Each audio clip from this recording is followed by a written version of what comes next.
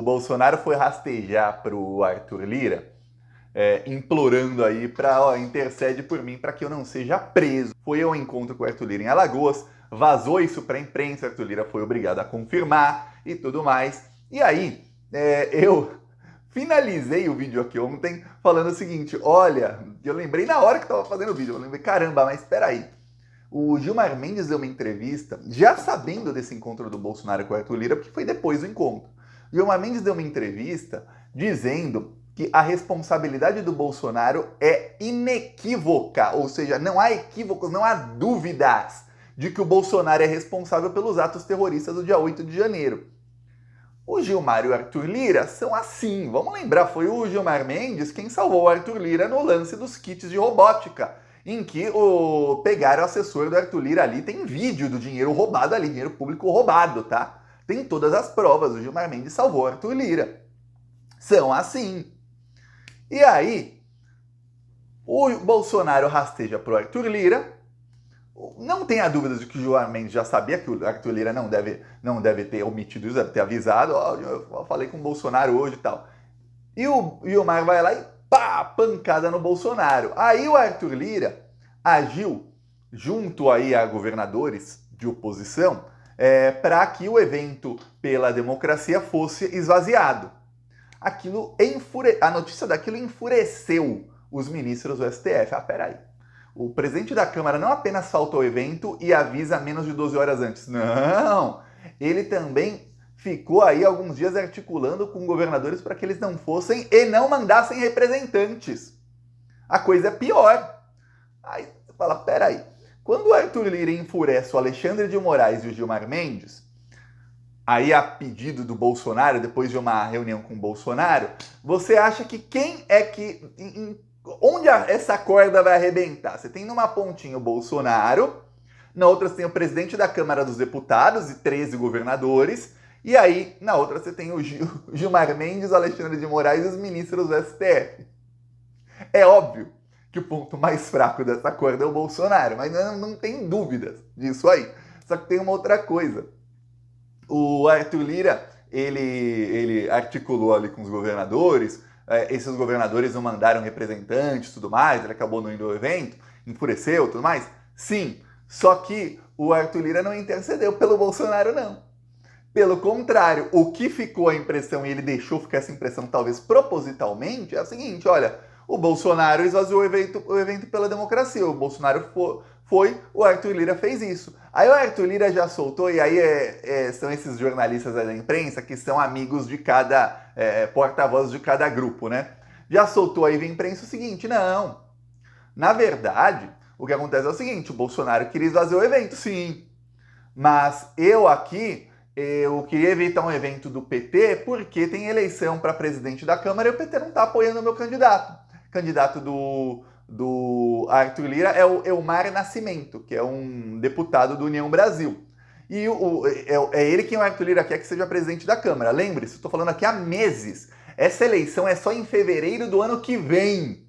E eles já estão falando disso desde junho do ano passado.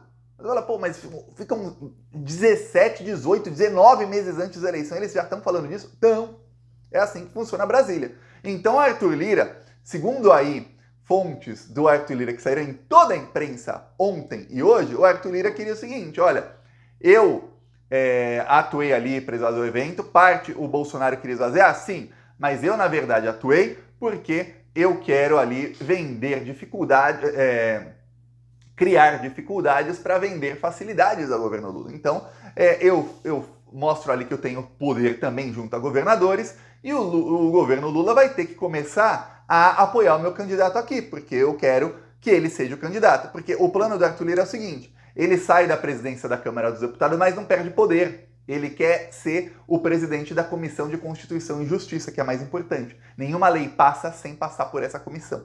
É a comissão, o nome é meio didático, Comissão de Constituição e Justiça. Quando tem um projeto de lei, eles verificam, essa comissão, se é inconstitucional ou não.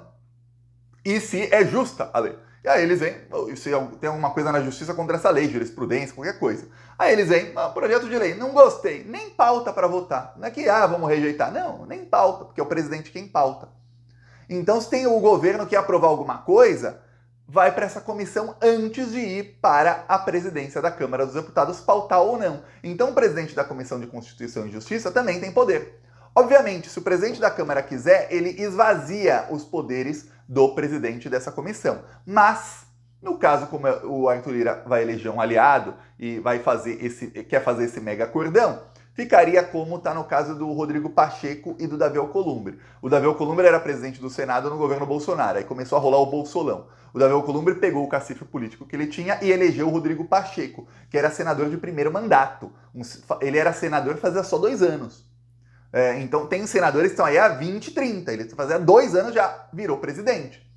E aí o Pacheco colocou o Davi Alcolumbre como presidente da Comissão de Constituição e Justiça. Thiago, ele não colocou, votado, são acordos que são feitos, né? Mas depois de eleito presidente da casa, ele pode manter o acordo ou trair. Obviamente não traiu. E o Davi Alcolumbre tem poder. Vamos lembrar, foi o Davi Alcolumbre quem atrasou em 4 meses a sabatina do André Mendonça. Até o Bolsonaro dar o que ele queria, ele não votou. Tem poder o presidente dessa comissão.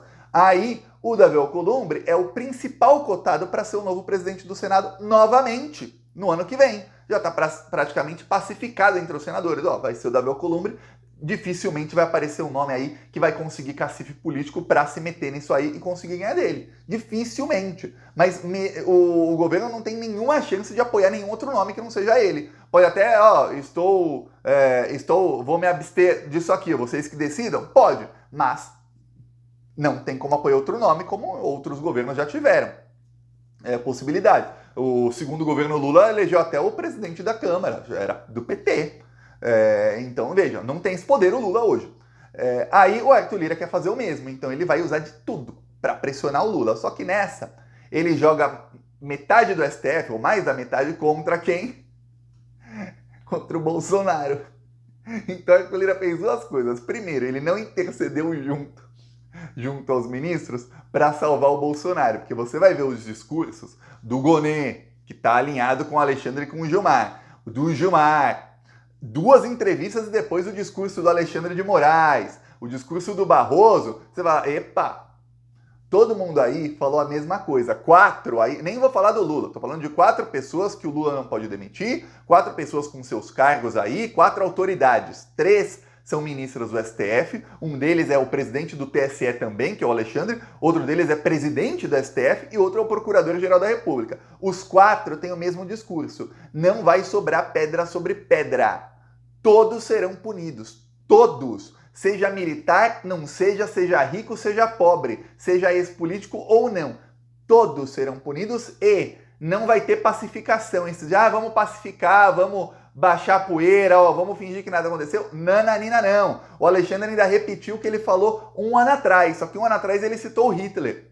De propósito, porque quem é comparado ao Hitler na política brasileira? Nós sabemos. Ele citou o Hitler, dessa vez ele não citou o Hitler, mas contou a mesma historinha. Falou, olha, você esperar a pacificação é você alimentar um crocodilo esperando ser o último a ser devorado. Nananina não faremos isso. Tem que ir pra cima desse pessoal. Aí fala, caramba. Aí o Bolsonaro começou, em pânico, a acionar outros. Olha só que coisa, olha só. A Folha fascistou de vez. Era o Estadão uns meses atrás, o Estadão até me surpreendeu aí em algumas matérias nos últimos dias. Tem ali os seus bolsominions de lá, a editora-chefe ainda é a mesma bolsominion e tudo mais. A mesma que... é o mesmo pessoal que estava na cúpula da Veja, quando a Veja estava muito mais fascista do que hoje, cerca de 10 anos atrás. Tá, aí agora a Folha lançou um editorial detonando o Alexandre de Moraes e o Lula. Detonando o evento pela democracia. A Folha editorial. Para quem não sabe o que é editorial, editorial é a opinião do veículo. Editorial não é nem assinado. É como se fosse a opinião dos donos do veículo. Assim como todo vídeo do Plantão Brasil é praticamente um editorial, que tá aqui a minha opinião, né? Na Folha não, tá lá escrito na Folha. E aí o que acontece? A Folha diz o seguinte, que olha, o que o Lula e Alexandre... com outras palavras aí, bem duras também, viu? Dizem que o que o Lula e Alexandre de Moraes falam aí de regulação das redes é a censura. Que não tem nada de errado, que tem que ser assim do jeito que tá mesmo. Se tem uma coisa que tem que ter é mais liberdade. Que eles são contra a liberdade de expressão, que não é a primeira vez que eles atacam a liberdade de expressão. Onde vamos parar? Diz a Folha de São Paulo. Olha só o tamanho da pressão que o Bolsonaro fez na Folha, não sei o que aconteceu, como é que ele conseguiu isso.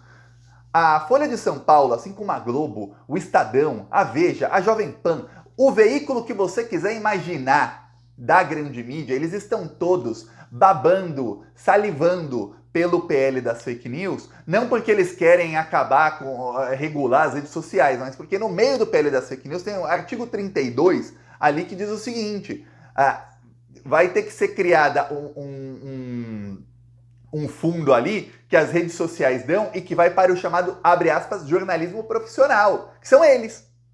Esse fundo, segundo deputados do PT.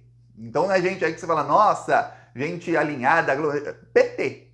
Dizem o seguinte, esse fundo vai ser de 200 milhões de dólares por ano. Então, são 200 milhões de dólares que vão financiar, não a Globo, a Record, não, vai financiar o jornalismo deles. Porque o jornalismo de vários desses veículos da grande mídia tá falindo. Você vê lá o BuzzFeed tá falindo. Por isso que quando eu apontei esse jabuti nas redes sociais, a editora-chefe do BuzzFeed me xingou de tudo que é nome. Esse pessoal me odeia até hoje. Porque eles estão falindo praticamente e eles estão esperando aí, caramba, vai ter uma lei que obriga as redes sociais a darem dinheiro pra gente. Como é que vai ser a mesa de negociação? Grandes empresas lá pedindo um dinheirão e as redes sociais obrigadas a dar dinheiro para esse pessoal que deu o golpe de Estado em 2016, que foi a favor da prisão do Lula em 2018, que, se você voltar mais no tempo, foi a favor do golpe em 64, foi contra o 13º salário, foi contra, enfim, tá sempre contra a população. Mas olha, desta vez nós estamos a favor da democracia, que era contra o Bolsonaro. Eu peço aí a sua inscrição no canal, seguiremos aqui na luta. Essa corda fascista está sendo derrotada, viu? 2024, espero eu, será igual aquele filme, quem não assistiu assista, aquele filme Argentina 1985.